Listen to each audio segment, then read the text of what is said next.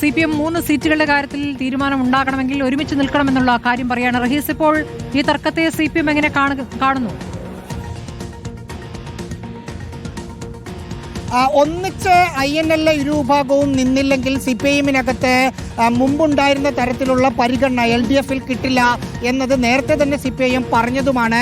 അതനുസരിച്ചുള്ള പരിഗണന കിട്ടാതിരിക്കുന്ന പല ബോർഡ് കോർപ്പറേഷനും പിന്നീട് കൊടുക്കാതിരിക്കുന്ന സംഭവങ്ങളും നമ്മൾ കണ്ടതാണ്. ഇപ്പോൾ CPIഎം എടുത്തിരിക്കുന്ന തീരുമാനം ഒരുമിച്ച് നിൽക്കില്ലെങ്കിൽ കഴിഞ്ഞ തവണ നൽകിയ 3 സീറ്റ് ഇത്തവണ നൽകാനാവില്ല. കാരണം രണ്ട് കക്ഷിയും 3 വീതം സീറ്റുകൾ ചോദിച്ചാൽ അതിന്റെ പിന്നാലെ അത് കൊടുക്കേണ്ടതില്ലെങ്കിൽ പോലും അതിന്റെ പിന്നാലെ ചർച്ചകൾക്കും മറ്റും വെറുതെ സമയം കളയേണ്ട ഒരു സാഹചര്യം CPIഎമ്മിനുണ്ടാകും.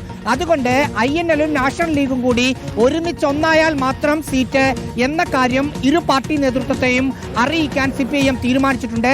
കഴിഞ്ഞ തവണ കാസർഗോഡ്, കോഴിക്കോട് സൗത്ത്, വള്ളിക്കുന്ന് മണ്ഡലങ്ങളിലായിരുന്നു ഇവർ മത്സരിച്ചിരുന്നത്. അവിടെ കോഴിക്കോട് സൗത്തിൽ നിന്ന് വിജയിച്ച അഹമ്മദ് ദേവർകോവിൽ 2.5 വർഷം മന്ത്രിയാവുകയും ചെയ്തു. ഇനി നിയമസഭാ തെരഞ്ഞെടുപ്പിലേക്ക് പോകുന്ന സമയത്ത് രണ്ട് വിഭാഗങ്ങളും കുറച്ചുകൂടി സീറ്റുകൾ ചോദിക്കുന്നുണ്ട്. അപ്പോൾ ഈ 3 സീറ്റുകളും വേണം എന്ന ആവശ്യം, അതായത് കാസർഗോഡ് വേണ്ട, കോഴിക്കോട് സൗത്തും വള്ളിക്കുന്നും ഒപ്പം കൊടുവള്ളിയും വേണമെന്ന ആവശ്യം നാഷണൽ ലീഗ് LDFന് മുന്നിലേക്ക് വെക്കാൻ പോവുകയാണ്. INLും ഇതേ ആവശ്യം ഉന്നയിക്കും. കൊടുവള്ളി അവർ ചോദിക്കില്ല, പകരം കഴിഞ്ഞ തവണ കിട്ടിയ സീറ്റുകൾ വേണം എന്ന ആവശ്യം ഉന്നയിക്കും. ആ സാഹചര്യത്തിലാണ് അതിന് മുന്നേ തന്നെ നിങ്ങൾ ഒരുമിച്ച് വരികയാണെങ്കിൽ സീറ്റ്, അല്ലെങ്കിൽ സീറ്റില്ല എന്ന നിലപാടിലേക്ക് CPIഎം പോകുന്നത്. സ്മൃതി, അഭിലാഷും റഹീസ് റഷീദുമാണ് വിവരങ്ങൾ നൽകിയത്.